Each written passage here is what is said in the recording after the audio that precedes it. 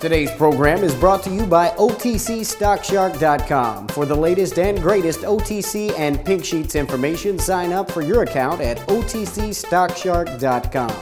Thank you for tuning in to TBC Today. I'm Brandon Vincent. And I'm Angelina Soriano. In today's financial news, JCPenney reported that its first quarter net income more than doubled as the department store operator benefited from sales improvements across most types of merchandise and tighter inventory. The retailer raised its full-year guidance, but even the higher forecast and the second quarter outlook was muted as its consumers remain concerned about their budgets. The chain posted income of $60 million or 25 cents per share for the quarter. That compares with a $25 million or 11 cents per share in the year-ago period.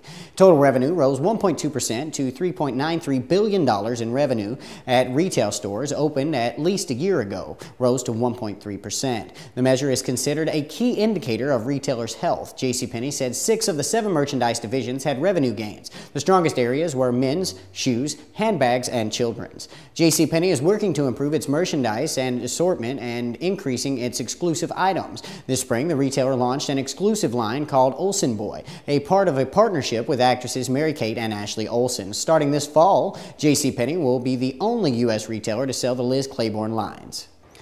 In U.S. news, a 5-member firing squad at the Utah State Prison took aim and fired .30 caliber bullets at a target pinned to the chest of Ronnie Lee Gardner, a convicted murderer, just after midnight. He was pronounced dead at 12:20 a.m. after almost 25 years on death row and several months as the center of international attention focused not so much on his crime as his punishment. It was the 3rd execution by firing squad in Utah, the only state still using that form of punishment since 1976, when the United States Supreme Court reinstated the death penalty.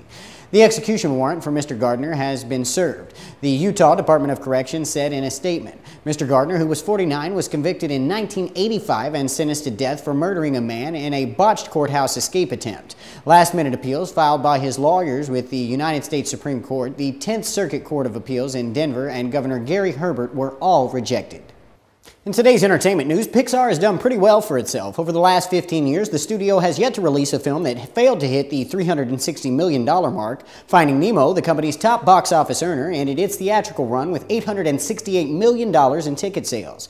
Pixar's most recent offering, Up, didn't fare too badly as well, soaring to $723 million gross last year. Given such financial triumphs, the anticipated box office performance of Toy Story 3 is nothing short of staggering. Early tracking and pre-sales suggest the third adventure of Woody and his pals will enjoy Pixar's biggest opening ever, raking in as much as $100 million over the weekend.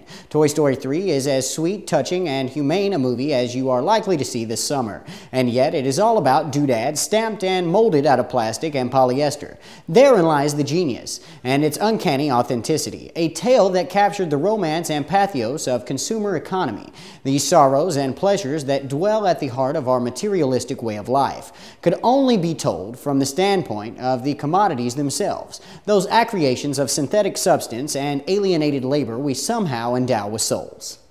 In today's health news, parents should only use the dropper that comes with the liquid vitamin D supplements for infants. Health Canada says the department's alert follows a U.S. Food and Drug Administration advisory warning that some supplements come with droppers that hold more than the recommended 400 international units of vitamin D, which may result in parents or caregivers accidentally giving an excess dose to an infant under 1 year old. Health Canada said that it has not received any reports suggesting dosing errors associated with the use of liquid vitamin D products in infants. Vitamin D promotes calcium absorption in the stomach and plays a key role in the development of strong bones. Deficiency can lead to bone problems such as rickets, but excessive amounts may cause harmful health effects such as nausea and vomiting, loss of appetite, excessive thirst, frequent urination, constipation, weak muscles, confusion, and fatigue, as well as more serious consequences like kidney damage. Health Canada continues to recommend that all breastfed health-term infants aged 12 months and under receive a daily vitamin D supplement of 400 international units. Ever wish you had sonic hearing? Well, now you can with the amazing Silver Sonic XL from Bell & Howell. It's lightweight and small, just like a cell phone ear adapter. The flexible ear mount easily adjusts to fit all ear shapes and sizes, and the molded ear tip lets it fit you comfortably. Best of all, it looks like a cell phone ear adapter. The Silver Sonic XL amplifies sounds up to 50 decibels, so you can easily keep track of your kids at play. And it picks up sounds from more than 30 yards away, so no one will know you have sonic hearing. Her body is amazing.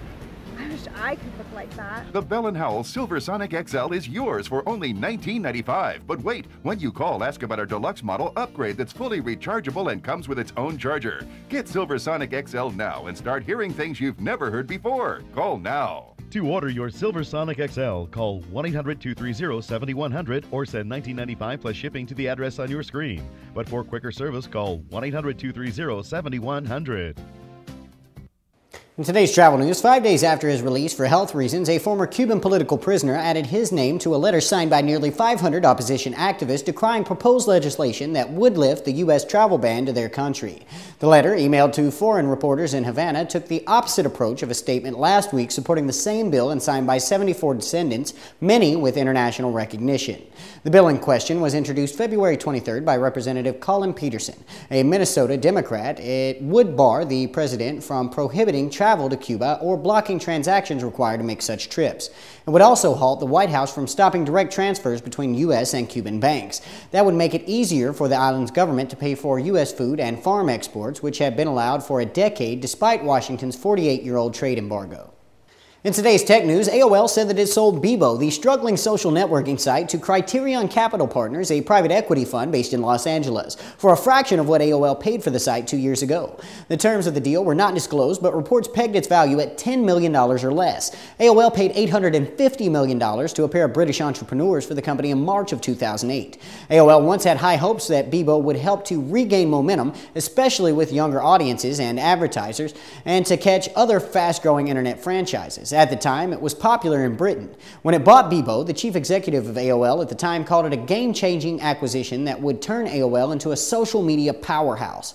AOL also had hopes that Bebo would help AOL's instant messaging service bring in some revenue.